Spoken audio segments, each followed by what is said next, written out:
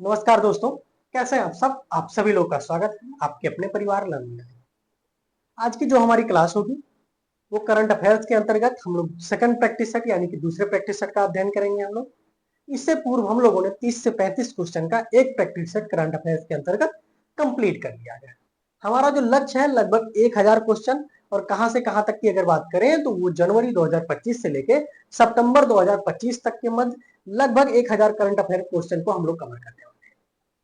एक चीज ध्यान रखेंगे, हम लोग एक एक क्वेश्चन का डिटेल में अध्ययन कर रहे हैं। अगर अर्थात नंबर की दृष्टि से अगर बात करें तो केवल 1000 क्वेश्चन, वैसे हम लोग लगभग 1000 क्वेश्चन करते करते 2 से 3000 करंट अफेयर्स क्वेश्चन सीख लेंगे। ठीक है, तो बात करें आज की हमारी क्लास, तो आज हमारा हो जाएगा practice set second current affairs के अंतर्गत, जिसमें बात की गई है कि निम्नलिखित कथनों पर विचार करना है और उसमें से कौन से कथन सही हैं उनको अध्ययन करना है, उसको कूट के रूप में चुनना है।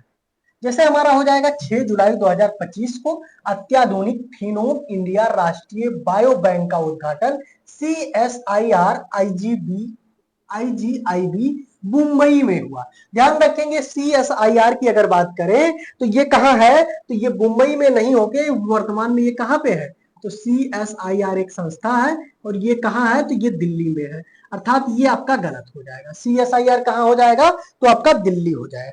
Council of scientific and industrial research होता है इसका फुल फॉर्म। CSIR का फुल फॉर्म की अगर बात करें तो इसका फुल फॉर्म होता है council of scientific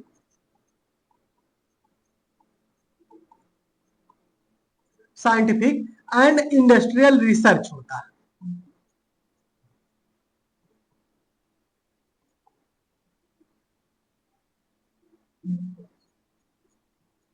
industrial research होता है, ये कहां है, तो दिल्ली में। तो पहला आपका गलत हो जाएगा। आप ध्यान रखेंगे अत्याधुनिक फिनोम इंडिया राष्ट्रीय बायो बैंक का उद्घाटन कहां पे हुआ, तो council of scientific and industrial research यानी कि CSIR दिल्ली में हुआ, ये आपका सही हो जाएगा। 3 जुलाई 2025 को उत्तर प्रदेश कैबिनेट ने आगरा लखनऊ एक्सप्रेस में मोस्ट इंपॉर्टेंट हो जाएगा यूपीपीसीएस एग्जाम, आने वाले यूपीएसआई एग्जाम व अन्य उत्तर प्रदेश में होने वाले एग्जाम की दृष्टि से मोस्ट इंपॉर्टेंट क्वेश्चन हो जाएगा। 3 जुलाई 2025 को उत्तर प्रदेश कैबिनेट ने आगरा लखनऊ एक्सप्रेसवे और पूर्वांचल एक्सप्रेसवे को, दोनों एक्सप्रेसों को जोड़ने के लिए एक नए लिंक एक्सप्रेसवे जिसका नाम है ग्रीनफील्ड लिंक एक्सप्रेसवे का निर्माण को मंजूरी दी गई। किसके, तो उत्तर प्रदेश गवर्नमेंट द्वारा। ध्यान रखेंगे, आपसे पूछा जा सकता है कि ग्रीनफील्ड लिंक एक्सप्रेसवे जो है वो किन किन एक्सप्रेसवे को जोड़ेगा, तो आगरा लखनऊ एक्सप्रेसवे और पूर्वांचल एक्सप्रेसवे को ये जोड़ेगा। नाम क्या है, तो ग्रीनफील्ड लिंक एक्सप्रेसवे इसका नाम है। तो इसमें से कौन सा सही हो जाएगा, केवल आपका सेकंड सही हो जाएगा, पहला आपका गलत हो जाएगा क्योंकि CSIR मुंबई में नहीं था, दिल्ली में है, तो आप लोगों ने ध्यान दिया। ठीक है, तो केवल आपका क्या हो जाएगा, केवल दूसरा हो जाएगा। नेक्स्ट क्वेश्चन हम देखेंगे, क्वेश्चन नंबर हमारा सेकंड हो जाएगा। निम्नलिखित कथनों में कौन सा कथन असत्य है। 4 कथन दिए हुए हैं, इसमें से कौन सा कथन असत्य है उसे हमें चूज करना है। बात करेंगे पहला कथन की, तो पहला हमारा हो जाएगा केंद्रीय मंत्रिमंडल द्वारा खेलो भारत नीति 2025 को 1 जुलाई 2025 को मंजूरी दी गई। पहला क्वेश्चन आपका बनता है खेलो भारत नीति 2025 को भारत सरकार द्वारा कब मंजूरी प्रदान की गई, तो 1 जुलाई 2025 को मंजूरी प्रदान की गई। रोजगार लिंक प्रोत्साहन योजना को 1 जुलाई 2025 को मंजूरी प्रदान की गई। दूसरा आपका हो जाएगा रोजगार लिंक प्रोत्साहन योजना, और इसको कब मंजूरी प्रदान की गई, तो ये भी आपका 1 जुलाई 2025। खेलो भारत नीति 2025 राष्ट्रीय खेल नीति 2011 नीति का स्थान लेगी। तीसरा आपका ध्यान रखेंगे, तीसरा आपका गलत हो जाएगा, पहला और दूसरा तो सही है। खेलो भारत नीति 2025 राष्ट्रीय खेल नीति 2011 नीति का स्थान लेगी। ध्यान रखेंगे ये 2011 की नीति का स्थान नहीं लेगी, 2001 खेलो भारत नीति यानी कि राष्ट्रीय खेल नीति 2001 के स्थान पे खेलो भारत नीति 2025 आई हुई है।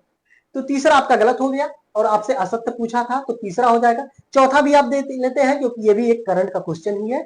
विकल्प में ऐसे ऐसे आपको विकल्प में डाला गया है क्वेश्चन बनाते समय, जिससे अपने आप में एक एक विकल्प एक क्वेश्चन के बराबर है। बात करें रोजगार लिंक प्रोत्साहन योजना के तहत पहली बार काम करने वाले कर्मचारियों को 15,000 रुपए महीने तक का वेतन का लाभ मिलेगा। रोजगार लिंक योजना के तहत पहली बार काम करने वाले जो कर्मचारी हैं उनको कितने रुपए तक के एक महीने का लाभ मिलेगा? तो 15,000 रुपए। और बात करें रोजगार लिंक प्रोत्साहन योजना को मंजूरी कब प्रदान की गई? तो 1 जुलाई 2025। इन दोनों को साथ में रखिएगा और इन दोनों को साथ में रखिएगा, ठीक है। नेक्स्ट क्वेश्चन देखेंगे, क्वेश्चन नंबर हमारा हो जाएगा तीसरा। तीसरे क्वेश्चन में अगर हम बात करें तो INS अर्नाला मोस्ट इंपॉर्टेंट हो जाएगा, चर्चा में रहा है।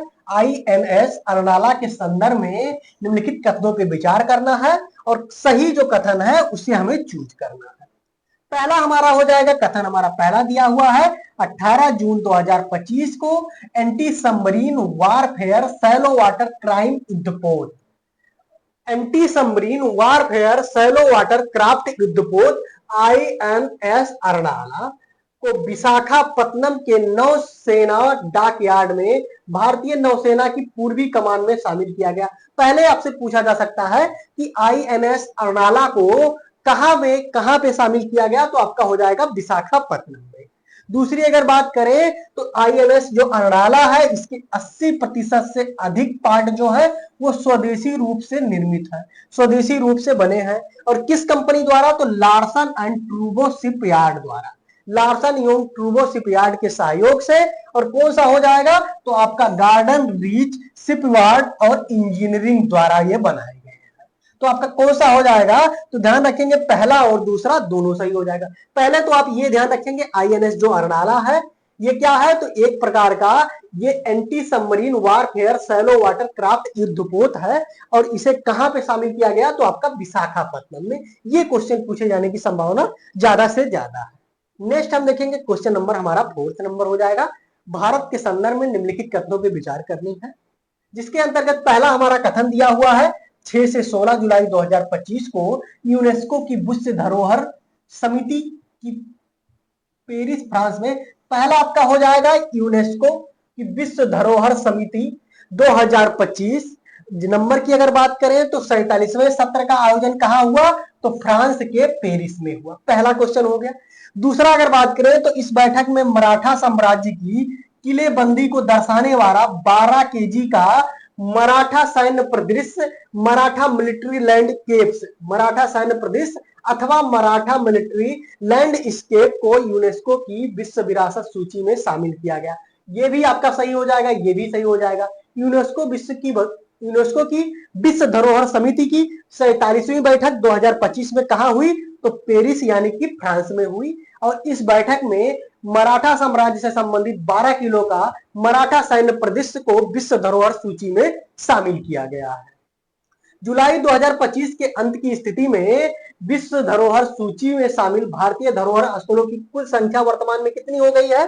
तो 44 यानी कि 44 हो गई है।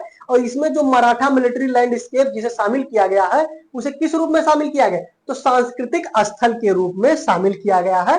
ये इस चीज को आप ध्यान रखेंगे। और सांस्कृतिक स्थल में भी 36वें स्थान पे इसे शामिल किया गया है। आपका इसमें कौन सा सही हो जाएगा? तो पहला, दूसरा, तीसरा तीनों सही हो जाएगा, ठीक है। नेक्स्ट हम देखेंगे क्वेश्चन नंबर हमारा हो जाएगा 5th। 5वें नंबर क्वेश्चन की अगर हम बात करें तो इसमें बात की गई है नमस्ते योजना। नमस्ते योजना के संदर्भ में निम्नलिखित कथनों पर विचार करना। आपसे पूछा जा सकता है नमस्ते योजना क्या है या इसका संबंध किससे है? तो नमस्ते योजना को सामाजिक न्याय और अधिकारिता मंत्रालय एवं आवास एवं शहरी विकास मंत्रालय के द्वारा संयुक्त रूप से 2023-24 में शुरू किया गया। किसके द्वारा शुरू किया गया नमस्ते योजना? तो सामाजिक न्याय एवं अधिकारिता मंत्रालय, आवास एवं शहरी विकास मंत्रालय द्वारा संयुक्त रूप से यानी कि दोनों के मिलकर शुरू किया गया है। और इस योजना की उद्देश्य की अगर बात करें तो यह स्वच्छता कार्य में शून्य मृत्यु दर प्राप्त करना तथा मानव मल के साथ सफाई कर्मचारियों को सीधे संपर्क को समाप्त कर सफाई कार्यों को सुरक्षा उपकरणों के माध्यम से कराना, यानी कि जो सफाई कर्मचारी हैं उनको सुरक्षा उपकरण मुहैया कराना इसका लक्ष्य है। क्या है योजना का नाम? तो नमस्ते योजना। किसके द्वारा शुरू किया गया है? तो सामाजिक न्याय एवं अधिकारिता मंत्रालय और आवास एवं शहरी विकास मंत्रालय दोनों संयुक्त रूप से इस योजना का संचालन करेंगे, ठीक है। तो कौन सा सही हो जाएगा? तो पहला और दूसरा दोनों सही हो जाएंगे इसमें। नेक्स्ट हमारा हो जाएगा राष्ट्रीय खेल नीति 2025 कितने स्तंभों पर आधारित है, मोस्ट इंपॉर्टेंट हो जाएगा। हाल ही में राष्ट्रीय खेल नीति 2025 आई है और ये कितने स्तंभों पर आधारित है अगर बात करें तो कौन सा हो जाएगा, तो आपका इसमें बी नंबर सही हो जाएगा। टोटल 5 स्तंभों पर आधारित है। इन स्तंभों का नाम एक बार आप लोग जरूर ध्यान रखेंगे कौन कौन सा हो जाएगा। तो पहला आपका हो जाएगा वैश्विक मंच पर उत्कृष्टता,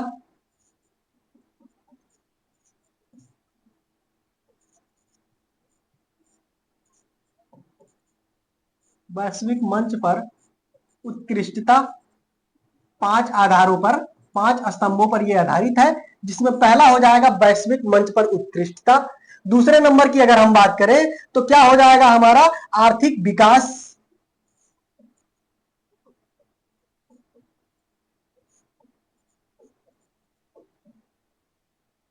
आर्थिक विकास में खेल। तीसरा हमारा हो जाएगा, तीसरे नंबर पे क्या हो जाएगा तो सामाजिक विकास के खेल।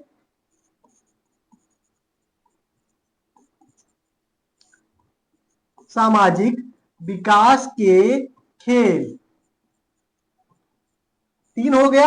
उसके बाद हमारा आ जाएगा चौथा नंबर, और चौथे नंबर पे क्या है तो जन आंदोलन के रूप में खेल,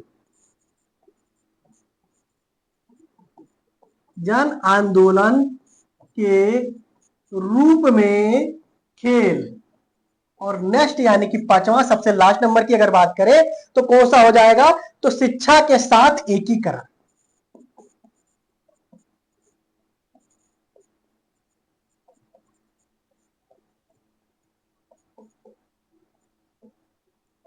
शिक्षा के साथ एकीकरण। ये 5 स्तंभों पर आधारित है नई राष्ट्रीय खेल नीति 2025। पांचों स्तंभों को ध्यान रखेंगे, करंट में है तो आपसे क्वेश्चन पूछा जा सकता है, ठीक है। नेक्स्ट हम देखेंगे क्वेश्चन नंबर हमारा 7वां हो जाएगा। निम्नलिखित कथनों पर विचार कीजिए और इसमें से कौन से कथन सही हैं उन कथनों को चूज करना है हमें। बात की गई है, पहले कथन के अंतर्गत बात की गई है 26 मई 2025 को प्रधानमंत्री नरेंद्र मोदी ने भारतीय रेलवे का पहला 9000 हार्स पावर वाला electric locomotive plant Dahod locomotive निर्माण कार्यशाला गुजरात में शुरू किया। एक क्वेश्चन आपका प्रॉपर बन गया, बहुत ही इंपॉर्टेंट क्वेश्चन है। ये क्या है तो ध्यान रखेंगे, इसका उद्घाटन किसके द्वारा किया गया, प्रधानमंत्री नरेंद्र मोदी द्वारा। इसकी विशेषता क्या है तो भारतीय रेलवे का पहला 9000 horse power electric locomotive plant है और ये कहा तो दाहोद लोकोमोटिव निर्माण कार्यशाला, और दाहोद कहां पे है तो गुजरात में है। पहला आपका हो गया। दूसरे अगर बात करें ये सही है। दूसरा अगर बात करें तो 23-24 मई तक राइजिंग नॉर्थ ईस्ट इन्वेस्टर समिति 2025 का आयोजन कहां किया गया तो भारत मंडपम नई दिल्ली में किया गया और इसका उद्घाटन किसके द्वारा किया गया तो प्रधानमंत्री नरेंद्र मोदी के द्वारा इसका उद्घाटन किया गया है। तो पहला और दूसरा दोनों आपका सही हो जाएगा, ठीक है। नेक्स्ट हम देखेंगे क्वेश्चन नंबर हमारा हो जाएगा 8वें क्वेश्चन की अगर हम बात करें तो निम्नलिखित कथनों पर विचार करना है और कौन से कथन सही है उसे चूज करना है। हाल ही में शिक्षा मंत्रालय द्वारा देश भर में तंबाकू और नशा मुक्त स्कूल कॉलेज अभियान की शुरुआत की गई है। क्वेश्चन आपका हो गया तंबाकू और नशा मुक्त स्कूल अथवा कॉलेज अभियान की शुरुआत किसके द्वारा की गई है। 4 विकल्प देगा तो मोस्ट इंपॉर्टेंट आपका शिक्षा मंत्रालय उसमें चूज करना है। दूसरा अगर बात करें तो 22 मई 2025 को अमृत भारत स्टेशन योजना के तहत टोटल 103 रेलवे स्टेशन का उद्घाटन प्रधानमंत्री नरेंद्र मोदी द्वारा किया गया। ये आपसे पूछा जा सकता है कि 22 मई 2025 को अमृत भारत स्टेशन योजना के तहत माननीय प्रधानमंत्री नरेंद्र मोदी द्वारा कितने नए रेलवे स्टेशनों का उद्घाटन किया गया तो टोटल 103 नए रेलवे स्टेशनों का उद्घाटन किया गया। तो आपका क्या हो जाएगा पहला और दूसरा दोनों सही हो जाएगा। नेक्स्ट हम देखेंगे क्वेश्चन नंबर हमारा हो जाएगा 9 नंबर पे। 11 अप्रैल 2025 न्यूक्लियर एनर्जी समझौते पर हस्ताक्षर करने वाला पहला भारतीय राज्य कौन बना। मोस्ट इंपॉर्टेंट क्वेश्चन हो जाएगा, कौन बना है ये तो आपका हो जाएगा न्यूक्लियर एनर्जी समझौते पर हस्ताक्षर करने वाला पहला भारतीय राज्य कौन बना है तो आपका महाराष्ट्र हो जाएगा, यानी कि बी नंबर आपका सही हो जाएगा। नेक्स्ट हम देखेंगे क्वेश्चन नंबर हमारा 10वां है, जिसमें बात की गई है कि निम्नलिखित कथनों पर विचार करना है और इसमें से सही उत्तर का चयन करना है। हमें कूट के रूप में दिया हुआ है, जिसके अंतर्गत पहला हमारा दिया हुआ है हाल ही में गोवा उद्घाटन पृथ्वी मंत्रालय द्वारा। मोस्ट इंपॉर्टेंट हो जाएगा, गोवा में पहला हो जाएगा, ठीक है। और किसके द्वारा उद्घाटन किया गया तो पृथ्वी विज्ञान मंत्री जितेंद्र सिंह द्वारा राज्य में स्थित राष्ट्रीय ध्रुवीय एवं महासागर अनुसंधान केंद्र में सागर भवन और पोलर भवन का उद्घाटन किया गया। और ये अपनी तरह के प्रथम दो केंद्र है, मोस्ट इंपॉर्टेंट। सागर भवन और पोलर भवन का उद्घाटन कहां किया गया? तो आपका पहला हो जाएगा गुजरात में किया गया, सॉरी गोवा में किया गया। दूसरा अगर बात करें तो इसमें से आपने क्या सीखा? तो आपका हो जाएगा राष्ट्रीय ध्रुवीय एवं महासागर अनुसंधान केंद्र कहां पे है, यानी कि NCPOR, राष्ट्रीय ध्रुवीय महासागर अनुसंधान केंद्र कहां है? तो ये भी आपका कहां हो जाएगा? तो ये आपका गोवा हो जाएगा। सागर भवन और पोलर भवन का उद्घाटन कहां किया गया? तो गोवा में किया गया। किसके द्वारा किया गया? तो ध्यान रखेंगे, पृथ्वी विज्ञान मंत्रालय यानी कि मंत्री डॉक्टर जितेंद्र सिंह के द्वारा किया गया। नेक्स्ट हम देखेंगे दूसरे में हमारा क्या दिया जाएगा, पहला तो सही हो जाएगा। दूसरा 20 मई 2025 को नई दिल्ली में प्रहलाद जोशी द्वारा कृषि बुनियादी ढांचे और सार्वजनिक वितरण प्रणाली यानी कि पीडीएस को अत्याधुनिक बनाने के लिए तीन नए ऐप जारी किए गए हैं। पहला अगर बात करें तो आपका डिपो दर्पण, दूसरा अन्न मित्र और तीसरा आपका हो जाएगा अन्न सहायता ऐप लॉन्च किया गया। मोस्ट इंपॉर्टेंट हो जाएगा। ऐप के बारे में आपसे पूछा जा सकता है कौन कौन से, जैसे दे देगा आपको डिपो दर्पण, अन्न मित्र या अन्न सहायता, या इनमें से कोई एक दे देगा और पूछ लेगा कि इन ऐप का संबंध किससे है, तो ये किससे हो जाएगा? तो कृषि बुनियादी ढांचा और सार्वजनिक वितरण प्रणाली यानी कि पीडीएस, जिसके तहत पीडीएस की अगर बात करें तो इसी के तहत गांवों में, ग्रामीण क्षेत्र में राशन प्रणाली, ग्रामीण क्षेत्र में जो गरीबी रेखा से नीचे जीवन यापन करते हैं उनको राशन प्रदान किया जाता है, ठीक है, पीडीएस प्रणाली के तहत। तो यानी कि डिपो दर्पण, अन्न मित्र और अन्न सहायता ऐप किससे संबंधित है? तो पीडीएस अथवा कृषि बुनियादी ढांचे से संबंधित है। तो आपका कौन सा हो जाएगा? ए और बी दोनों सही हो जाएगा। नेक्स्ट क्वेश्चन हमारा हो जाएगा क्वेश्चन नंबर हमारा 11।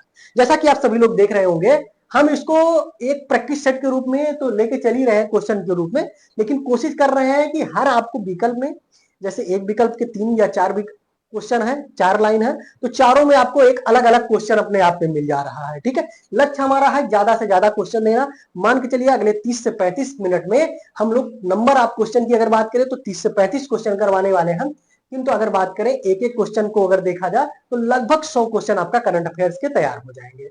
तो चलिए देखते हैं, क्वेश्चन नंबर हमारा 11 हो जाएगा। निम्नलिखित कथनों पर विचार करना है और इसमें सही कथन कौन से हैं उनका चयन करना है। तो 11 नंबर क्वेश्चन में बात की गई है कि 7 मई 2025 को दिल्ली कैबिनेट ने वायु प्रदूषण से निपटने हेतु क्लाउड सीडिंग ट्रायल के प्रस्ताव को मंजूरी दी। कौन? तो दिल्ली कैबिनेट द्वारा मंजूरी दी गई है। और क्लाउड सीडिंग ट्रायल का संबंध किससे है? तो वायु प्रदूषण से निपटने के लिए। क्लाउड सीडिंग परियोजना का वैज्ञानिक निर्देशन किसके द्वारा होगा? तो मोस्ट इंपॉर्टेंट आईआईटी कानपुर संस्था द्वारा इसका निर्देशन किया जाएगा। और एक यानी कि प्रत्येक क्लाउड सीडिंग ट्रायल की अनुमानित लागत की अगर बात करें तो वो आपका 55 लाख रुपए हो जाएगा। कौन सा सही है? तो एक और दो दोनों सही हो जाएंगे। नेक्स्ट हमारा हो जाएगा क्वेश्चन नंबर 12। क्वेश्चन नंबर 12 में बात की गई है कि निम्नलिखित कथनों पर विचार करना है और उसमें से कौन से कथन सही है उनका चयन करना है। पहला हमारा हो जाएगा 7 मई 2025 को केंद्रीय आयुर्वेदिक विज्ञान अनुसंधान परिषद ने द्रव्य रत्नाकर निघंटु, मोस्ट इंपॉर्टेंट, इसको ध्यान रखेंगे, द्रव्य रत्नाकर निघंटु और द्रव्य नामाकर निघंटु, दो दुर्लभ आयुर्वेदिक पांडुलिपियों को पुनर्जीवित किया गया। ये क्या है? तो ये आयुर्वेदिक पांडुलिपि है दोनों। कौन कौन से? तो द्रव्य रत्नाकर निघंटु और आपका द्रव्य नामाकर निघंटु, ये दोनों क्या है? तो आयुर्वेदिक पांडुलिपि है। वर्तमान में इन्हें पुनर्जीवित करने के लिए कोशिश की जा रही है, किसके द्वारा? तो केंद्रीय आयुर्वेदिक विज्ञान अनुसंधान परिषद के द्वारा। 6 मई 2025 को सौर ऊर्जा और स्वच्छ जल की उपलब्धता वाला त्रिपुरा का पहला हरित गांव कौन बना है? तो आपका रंगाचेरा हो जाएगा। आपसे पूछा जा सकता है, हाल ही में चर्चा में रहा रंगाचेरा गांव किस राज्य में स्थित है? तो आपका हो गया त्रिपुरा में स्थित है। दूसरा आपसे पूछा जा सकता है कि रंगाचेरा का संबंध किससे है? तो ये आपका हो जाएगा सौर ऊर्जा और स्वच्छ जल की उपलब्धता वाला पहला हरित गांव हो जाएगा। ये कहां का? तो त्रिपुरा का हो जाएगा, ठीक है। तो आपका एक और दो दोनों सही हो जाएंगे। नेक्स्ट हम देखेंगे क्वेश्चन नंबर हमारा 13 हो जाएगा। क्वेश्चन नंबर 13 में बात की गई है निम्नलिखित कथनों पर विचार करना है और इसमें से कौन सा कथन असत्य है उसे चयन करना है। 4 विकल्प दिए हैं और कौन सा असत्य है उसे चयन करना है। बात करें 29 अप्रैल 2025 को नवीनतम गणना के अनुसार भारत की तट रेखा लंबाई 11,098 किलोमीटर हो गई। मोस्ट इंपॉर्टेंट, इससे पूर्व भारत की तट रेखा लंबाई कितनी थी? तो 7516 किलोमीटर थी। 7,516 किलोमीटर इससे पूर्व थी।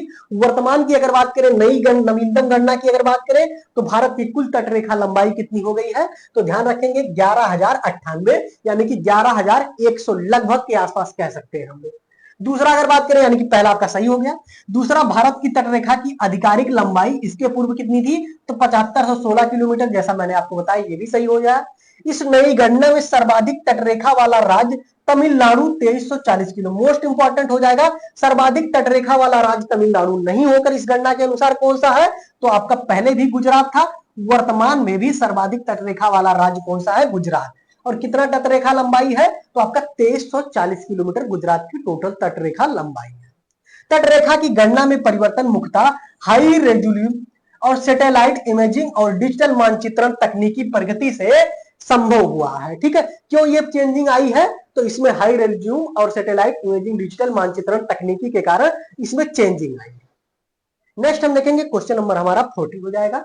बात की गई है, दो कथन दिए हुए हैं, उस पर विचार करना है, कौन से कथन सही है, कौन से कथन असत्य है, यानी कि गलत है।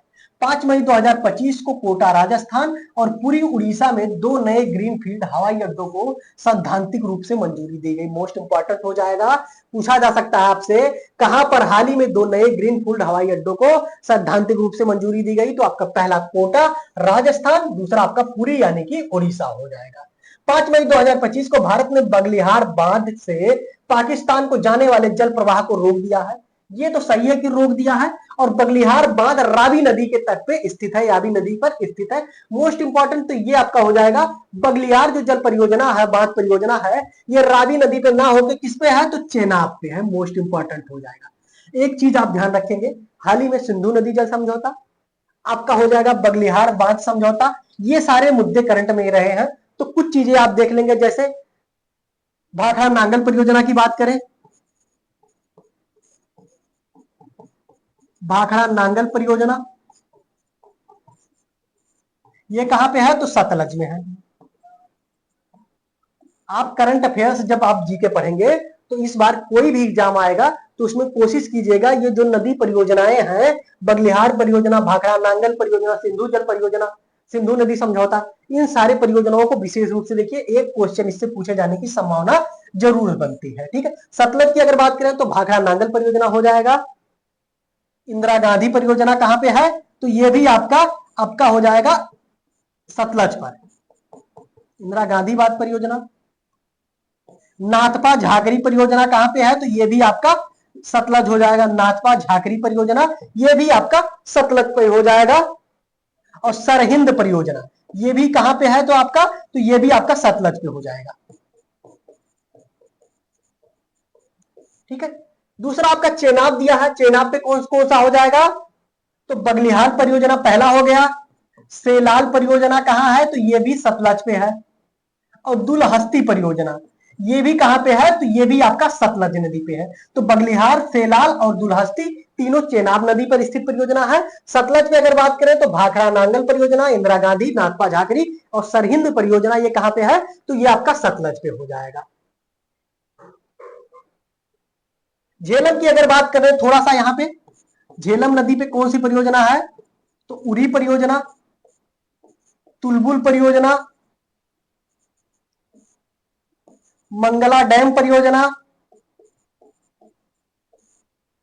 कोल डैम परियोजना, ये सारे कहां है, तो ये आपके झेलम नदी पे स्थित परियोजनाएं हो जाएंगी। ठीक है, तो आपका हो गया इसमें बगलिहार परियोजना कहां है, तो ये रावी नदी पे ना होकर चेनाब नदी पर, यानी कि केवल एक सही हो जाएगा। नेक्स्ट हम देखेंगे, हाल ही में किस देश को एशियाई उत्पादकता संगठन यानी कि एपीओ की अध्यक्षता सौंपी गई है, तो किसे सौंपी गई है, तो आपका भारत को सौंपी गई, इसलिए करंट अफेयर की दृष्टि से इंपॉर्टेंट हो जाएगा। अगला हमारा हो जाएगा क्वेश्चन नंबर 16। क्वेश्चन नंबर 16 में बात की गई है, 5 मई 2025 को भारत ने बगलिहाल बांध से पाकिस्तान को जाने वाले जल प्रवाह को रोक दिया है। और बगलिहाल बांध किस पे है, तो चेनाब नदी पे स्थित है, ये आपका सही हो गया। दूसरा, झेलम नदी पर मंगला बांध मीरपुर जिले यानी कि पाकिस्तान में, जबकि उरी बांध भारत में स्थित है। तो ध्यान रखेंगे, झेलम नदी पे मैंने आपको दो परियोजनाएं, दो क्या 3 से 4 परियोजनाएं बताई, कौन कौन सी, तो आपका उरी परियोजना झेलम नदी पे है, मंगला परियोजना, तुलबुल परियोजना, ये तीनों क्या है, तो आपका झेलम नदी में। तुलबुल परियोजना भी पूछा होता तो आपका ये भी आपका झेलम हो जाएगा, यानी कि 1 और 2 दोनों सही हो जाएंगे।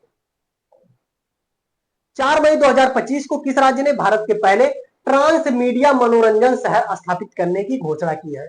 तो किस राज्य में भारत के पहले ट्रांस मीडिया मनोरंजन शहर के रूप में स्थापित करने की घोषणा की गई है? तो आपका हो जाएगा आंध्र प्रदेश, यानी कि डी सही हो जाएगा। नेक्स्ट क्वेश्चन हम देखेंगे, क्वेश्चन नंबर हमारा हो जाएगा 17, यानी कि 17 number question, sorry 18 number question, जिसमें बात की गई है 3 मई 2025 को किस कंपनी ने एआई संचालित gold medalist ATM, gold mail ATM का अनावरण किया है? मोस्ट इंपॉर्टेंट हो जाएगा, ध्यान रखेंगे। ये आपका थोड़ा सा मिसप्रिंट हो गया, क्वेश्चन नंबर हमारा 18, इसको हो जाएगा एआई संचालित गोल्ड मेल्टिंग एटीएम हो जाएगा। क्या हो जाएगा? तो gold melting ATM, most important question है, ध्यान रखेंगे। Gold melting ATM, gold melting ATM का अनावरण कहां किया गया है? तो गोल्ड सिक्का हैदराबाद में किया गया है, यानी कि 20 में सही हो जाएगा। क्वेश्चन नंबर हमारा 18 हो जाएगा। नेक्स्ट हम देखेंगे क्वेश्चन नंबर हमारा 19वां। 19 में बात की गई है, कुछ कथन दिए हुए दो और सही उत्तर का चयन करना है। तो मई 2025 में हाल ही में तेलंगाना राज्य के मुख्यमंत्री ने ऑपरेशन कगार पर राष्ट्रीय बहस की मांग की गई है। ऑपरेशन कगार का संबंध किससे है? मोस्ट इंपॉर्टेंट हो जाएगा। ऑपरेशन कगार की अगर बात करें तो केंद्र सरकार द्वारा ऑपरेशन कगार माओवादी यानी कि नक्सली उग्रवाद के विरुद्ध शुरू किया गया था, और इसमें बहस की मांग किसके द्वारा की गई? तो तेलंगाना राज्य के मुख्यमंत्री द्वारा ऑपरेशन कगार पर बहस की मांग की गई, यानी कि एक और भी दोनों सही है। मोस्ट इंपॉर्टेंट तो यह है कि आपसे पूछा जा सकता है कि ऑपरेशन कगार का संबंध किससे है? तो आपका हो जाएगा माओवादी या नक्सली उग्रवाद के विरुद्ध ऑपरेशन से संबंधित है। नेक्स्ट हम देखेंगे क्वेश्चन नंबर हमारा हो जाएगा 20। 1 मई 2025 को भारत निर्वाचन आयोग ने किससे संबंधित नई मतदाता केंद्रित पहले शुरू की गई है? तो किससे? तो मृत पंजीकरण से संबंधित पहले शुरू की गई है। क्वेश्चन नंबर 21, 1 से 4 मई 2025 को विश्व दृश्य श्रव्य, मोस्ट इंपॉर्टेंट, 1 से 4 मई 2025 को विश्व दृश्य श्रव्य और मनोरंजन शिखर सम्मेलन वेब्स 2025 के पहले संस्करण का आयोजन कहां किया गया? तो ये आपका हो जाएगा जियो वर्ल्ड सेंटर। कहां पे हो जाएगा? तो आपका सॉरी जियो वर्ल्ड सेंटर मुंबई में है, तो आपका मुंबई हो जाएगा, यानी कि सी सही हो जाएगा। क्या? तो 2025 को विश्व श्रव्य दृश्य और मनोरंजन शिखर सम्मेलन वेब्स के पहले संस्करण का आयोजन कहा? तो जियो वर्ल्ड सेंटर मुंबई में स्थित है ये। नेक्स्ट हम देखेंगे क्वेश्चन नंबर हमारा हो जाएगा 22। क्वेश्चन नंबर 22 में हम 4 विकल्पों का अध्ययन करेंगे और इसमें से कौन सा विकल्प असत्य है यानी कि गलत है उसमें हमें निशान लगाना है। 2 मई 2025 को भारत का पहला अर्ध स्वचालित बंदरगाह बिजिंगम अंतरराष्ट्रीय बंदरगाह बन गया। ये तो आपका सही हो जाएगा। भारत का पहला अर्धचलित स्वचालित बंदरगाह कौन सा बना है? तो आपका बिजिंगम अंतरराष्ट्रीय बंदरगाह बन गया। 30 अप्रैल 2025 को मिल्ट मॉडल लॉजिस्टिक पार्क का वाणिज्यिक परिचालन कहां पे? तो नागपुर महाराष्ट्र में शुरू किया गया। दूसरा भी आपका क्या हो जाएगा? तो नागपुर महाराष्ट्र में किया गया, और ये भी आपका क्या हो जाएगा? तो ये भी आपका सही हो जाएगा। तीसरा देखेंगे, अप्रैल 2025 को भारत का पहला quantum computer village Amaravati Andhra Pradesh में स्थापित होगा। मोस्ट इंपॉर्टेंट, भारत का पहला क्वांटम कंप्यूटिंग विलेज कहां स्थापित होगा? तो अमरावती आंध्र प्रदेश में स्थापित होगा। और भारत और अमेरिका ने वर्ष 2030 तक द्विपक्षीय व्यापार का लक्ष्य 1000 अरब डॉलर रखा है। ये 1000 नहीं होगा, ये कितना? तो 500 अरब डॉलर रखा गया, यानी कि डी गलत हो जाएगा। बाकी सारे विकल्प इसमें सही हो जाएंगे। एक एक विकल्प अपने आप में एक एक क्वेश्चन के बराबर है, ठीक है। तो नेक्स्ट क्वेश्चन हम देखेंगे, क्वेश्चन नंबर हमारा 23 हो जाएगा। अप्रैल 2025 को army hospital research and referral नई दिल्ली अस्पताल ने पहली बार 3D माइक्रोस्कोप का उपयोग करते हुए न्यूनतम चीरफाड़ वाली ग्लूकोमा शल्य चिकित्सा की है। तो ये किसके द्वारा की गई है? तो नई दिल्ली स्थित कौन सा? तो आर्मी हॉस्पिटल द्वारा की गई है। कौन सा? तो ग्लूकोमा शल्य चिकित्सा के द्वारा ऑपरेशन किया गया है न्यूनतम चीरफाड़ के तहत। दूसरी अगर बात करें तो 22 अप्रैल 2025 को film and television institute of India Pune और सत्यजीत रे film and television institute Kolkata को फिल्म संस्थानों में डीम्स टू बी यूनिवर्सिटी का दर्जा प्रदान किया गया है। किसे किसे प्रदान किया गया है? तो डीम्स टू बी यूनिवर्सिटी का दर्जा दो संस्थाओं को किसे किसे? तो आपका हो जाएगा film and television institute of India यानी कि पुणे और सत्यजीत रे फिल्म टेलीविजन इंस्टीट्यूट कोलकाता को कौन सा दर्जा प्राप्त किया गया है? तो डीम्स टू बी यूनिवर्सिटी का दर्जा प्रदान किया गया है। पहला आपने देखा आर्मी हॉस्पिटल कहां पे है? तो रिसर्च एंड रेफरल नई दिल्ली में स्थित है। और इसके द्वारा पहली बार 3D माइक्रोस्कोप का प्रयोग करते हुए न्यूनतम चीड़फाड़ वाली कौन सी? तो ग्लूकोमा शल्य चिकित्सा की, ग्लूकोमा शल्य चिकित्सा के द्वारा न्यूनतम चीड़फाड़ वाली ऑपरेशन किया गया। ठीक है, तो आपका कौन सा हो जाएगा? तो एक और दो दोनों सही हो जाएंगे। नेक्स्ट हम देखेंगे क्वेश्चन नंबर हमारा 24 हो जाएगा। 21 अप्रैल 2025 को भारत का सबसे बड़ा अंतरराष्ट्रीय क्रूज टर्मिनल मुंबई इंटरनेशनल बन गया। पहला आपका सही हो जाए। असत्य कौन सा है उसे चूज करना है। दूसरा अगर बात करें हमारा क्वेश्चन नंबर 24 में, तो क्या हो जाएगा? तो इसमें हो जाएगा अप्रैल 2025 को भारत की सबसे लंबी रेल सुरंग, जिसकी लंबाई 14.57 यानी कि 14.5 किलोमीटर है, देवप्रयाग सौंड से जनासू के मध्य उत्तराखंड में निर्माणाधीन है। तो ये भी आपका सही हो जाएगा। अप्रैल 2025 को संस्कृति का 5वां अध्याय पुस्तक रक्षा मंत्री राजनाथ सिंह के भाषणों का संकलन है। ये आपका गलत हो जाएगा। संस्कृति के 5वां अध्याय एक मोस्ट इंपॉर्टेंट चर्चा में रहा पुस्तक है।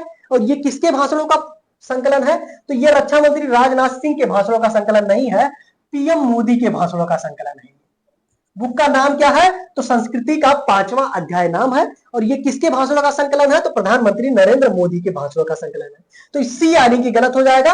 ये किसका? तो मोदी हो जाएगा। अप्रैल 2025 में कोक बोरोक साहित्य परिषद संस्था ने कोक बोरोक भाषा को संविधान की 8वीं अनुसूची में शामिल करने की मांग की है। वर्तमान में अगर बात करें भारत की 8वीं अनुसूची में टोटल कितनी भाषाएं शामिल है? तो टोटल 22 भाषाएं यानी कि 22 भाषाएं शामिल है। और नई भाषा कौन सी? तो आपका कोक बोरोक भाषा जो है उसे शामिल करने की मांग की गई है। किसके द्वारा? तो कोक बोरोक साहित्य परिषद द्वारा इसकी मांग की गई। नेक्स्ट हम देखेंगे क्वेश्चन नंबर 25। निम्नलिखित कथनों पर विचार करना है और कौन से कथन इसमें सही है उनको चूज करना है। अप्रैल 2025 में भारत सरकार ने हाल ही में पाकिस्तान के साथ सिंधु जल समझौते को निलंबित कर दिया। तो आपका सही हो जाएगा। सिंधु जल समझौता, इस संधि के तहत सतलज, ब्यास, रावी यानी कि पूर्वी नदियों के जल पर अधिकार, जबकि पाकिस्तान को इस संधि के तहत सिंधु, झेलम, चेनाब नदियों के जल पर अधिकार था। मोस्ट इंपॉर्टेंट तो आपका यह हो जाएगा सिंधु जल समझौता जो था, इसके तहत बात करें सिंधु नदी के टोटल जल की अगर बात करें तो उसका 80% जल जो है वो किस पे? तो आपको पाकिस्तान को यूज करने के लिए था। 80% जल पर अधिकार किसका था? तो पाकिस्तान को दिया गया था। और 20% जो शेष जल है उस पे किसका था? तो उस पे भारत का अधिकार था। किंतु इस समझौते को कब रद्द कर दिया गया? तो अप्रैल 2025 में इसे रद्द कर दिया गया। पहलगाम आतंकी हमले के बाद कर दिया गया। नेक्स्ट हो जाएगा पेस्ट फिलिंग के संदर्भ में निम्नलिखित कथनों पर विचार कीजिए। पहला आपसे पूछा जा सकता है पेस्ट फिलिंग का संबंध किससे है? तो पेस्ट फिलिंग का संबंध जो है वो आपका आधुनिक भूमिगत खनन विधि से है। और अप्रैल 2025 को पेस्ट भरण प्रौद्योगिकी अपनाने वाला पहला कोयला पीएसयू कौन हो गया है? तो आपका साउथ ईस्टर्न कोलफील्ड लिमिटेड जो है SECL, ये पेस्ट भरण प्रौद्योगिकी को अपनाने वाला पहला पीएसयू बन गया है। ठीक है, पहला पीएसयू बना है। कौन बना है? तो आपका साउथ ईस्टर्न कोलफील्ड लिमिटेड यानी कि SECL। कोल्ड फिलिंग क्या है? तो पेस्ट फिलिंग। पेस्ट फिलिंग क्या है? तो आधुनिक भूमिगत खनन विधि है, जिसके अंतर्गत एक तरफ से खनन करने तय हो जाते हैं, दूसरी तरफ उस खनन के जो जगह बचता है उसको भरते हुए जाते हैं। तो इसमें कौन सा सही हो जाएगा? तो आपका एक और दो दोनों सही हो जाएंगे। नेक्स्ट हम देखेंगे क्वेश्चन नंबर हमारा हो जाएगा 27 की अगर बात करें तो 17 अप्रैल 2025 को नाट्य शास्त्र और श्रीमद् भगवद गीता, दो भारतीय शास्त्रीय रचनाओं को पांडुलिपियों की यूनेस्को की memory of the world register में शामिल किया गया। मोस्ट इंपॉर्टेंट दोनों नाम याद रखेंगे, नाट्य शास्त्र और दूसरा श्रीमद् भगवद गीता, दोनों को किसमें शामिल किया गया? तो यूनेस्को की memory of the world register में शामिल किया गया है। दूसरा अगर बात करें असत्य कथन का चयन करना, ध्यान रखेंगे तो पहला तो सत्य है। 16 अप्रैल 2025 को पीएम विश्वकर्मा राष्ट्रीय SC/ST हब सम्मेलन 2025 का आयोजन केंद्रपाड़ा ओडिशा में हुआ। मोस्ट इंपॉर्टेंट ओडिशा में हुआ, ये तो सही है, पर केंद्रपाड़ा में नहीं हुआ। क्वेश्चन नंबर 27 हो जाएगा। ये कहां हो जाएगा? तो केंद्रपाड़ा में ना होके ये कहां हो जाएगा? तो मयूरभंज में हुआ है। कहां हो जाएगा? तो उड़ीसा के मयूरभंज में हुआ है, केंद्रपाड़ा में नहीं हुआ। क्या? तो आपका पीएम विश्वकर्मा राष्ट्रीय ST/ST हब 2025 सम्मेलन उड़ीसा में हुआ, उड़ीसा के मयूरभंज में। तो दूसरा आपका गलत था। अगर आप केंद्रपाड़ा की जगह पे मयूरभंज पढ़ेंगे तो आपका सही हो जाएगा। अप्रैल 2025 को इंडो म्यांमार सीमा पर बाड़बंदी करने और मुक्त संचलन व्यवस्था को समाप्त करने के विरोध में यिमखियंग जनजातीय परिषद ने प्रदर्शन किया। ध्यान रखेंगे हाल ही में म्यांमार में अव्यवस्था की स्थिति थी उस टाइम पे भारत और म्यांमार के मध्य क्या हुआ, बाड़बंदी की बात की गई और बाड़बंदी होने लगी थी। और इसके विरोध में किसके द्वारा, तो इम खियांग जनजातीय परिषद द्वारा इसका विरोध किया जा रहा है। अप्रैल 2025 को मेघालय के रिंडिया रेशम और खासी हथकरघा उत्पाद को जीआई टैग प्रदान किया गया। मोस्ट इंपॉर्टेंट, रिंडिया रेशम का संबंध किस राज्य से है, तो मेघालय, या खासी हथकरघा उत्पादन का संबंध किससे है, तो मेघालय। और इंडिया रेशम और खासी हथकरघा को क्या, तो हाल ही में जीआई टैग प्रदान किया गया। ये दोनों किस राज्य से संबंधित है, तो आपका मेघालय से संबंधित है। नेक्स्ट हम देखेंगे क्वेश्चन नंबर 28। निम्नलिखित कथनों पर विचार करना है और इसमें से कौन से कथन सही है उन्हें चूज करना है। 11 अप्रैल 2025 को स्टेलर संसाधन पर्याप्तता मॉडल को लॉन्च किया गया है और स्टेलर का पूर्व रूप बात करें अगर, तो स्वदेशी रूप से विकसित संसाधन पर्याप्तता मॉडल है इसका, तो यानी कि एक और दो दोनों सही हो जाएंगे। नेक्स्ट देखेंगे क्वेश्चन नंबर 29। क्वेश्चन नंबर 29 की अगर बात करें तो इसमें बात की गई है 15 से 19 अप्रैल 2025 को अमीर खुसरो का 721वां उर्स पुण्यतिथि समारोह का आयोजन कहां किया गया है, तो कहां किया जाएगा, क्वेश्चन नंबर 29, और ये आपका हो जाएगा दिल्ली में किया गया। कहां किया गया, तो दिल्ली में किया गया। कौन से नंबर का, तो 721वां नंबर का पुण्यतिथि मनाया गया। 14 से 30 अप्रैल 14 से 20 अप्रैल 2025 को रोगाली बिहू त्योहार, आपसे पूछा जा सकता है कि रोगाली बिहू त्योहार किस राज्य में मनाया गया, तो रोगाली बिहू त्योहार असम में मनाया गया। दूसरा आपसे पूछा जा सकता है कि रोगाली बिहू त्योहार का संबंध कहां से है, तो वो भी आपका असम हो जाएगा। नेक्स्ट क्वेश्चन हम देखेंगे, क्वेश्चन नंबर हमारा 32 और लास्ट क्वेश्चन आज का है ये। 23वें विधि आयोग के कार्यकाल की अवधि क्या है। हाल ही में 23वें विधि आयोग के अध्यक्ष की नियुक्ति हुई है, जिसका कार्यकाल कहां से है, तो 1 सितंबर 2024 से 31 अगस्त 2027 तक, यानी कि अगले 3 वर्ष के कार्यकाल के लिए चुने गए हैं। और कौन चुने गए हैं ये, तो पूर्व न्यायाधीश न्यायमूर्ति कौन, दिनेश महेश्वरी। पूर्व न्यायमूर्ति दिनेश महेश्वरी,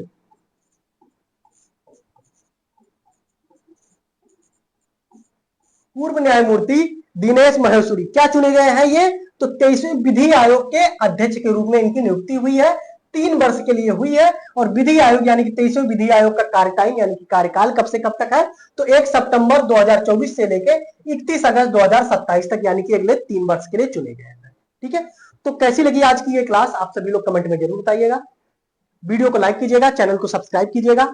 आपको मिलते हैं नेक्स्ट क्लास में, जिसके अंतर्गत 30 से 35 क्वेश्चन हम फिर से लेके आएंगे आपको, जिसके अंतर्गत अगर बात करें तो लगभग 100 क्वेश्चन हम लोग हर क्लास में कंप्लीट कर रहे हैं। ठीक है, क्योंकि एक एक विकल्प अपने आप में एक एक क्वेश्चन के बराबर है। क्वेश्चन का आप लेवल देखे होंगे, कुछ लोग ध्यान रखेंगे, ग्रुप डी वाले बच्चे या वनडे एग्जाम वाले बच्चे इस चीज को ध्यान रखेंगे कि आपको क्वेश्चन क्या है, कि क्वेश्चन नंबर की दृष्टि से आपको क्वेश्चन नहीं मिल रहा, लेकिन विकल्प की दृष्टि से आपको बहुत ही बेहतरीन क्वेश्चन मिल रहे हैं। आप क्वेश्चन सॉल्व करते होंगे तो आपको आइडिया लगता होगा कि ये सारे क्वेश्चन कितने इंपॉर्टेंट है। ठीक है, तो चलते हैं, सभी लोगों को धन्यवाद।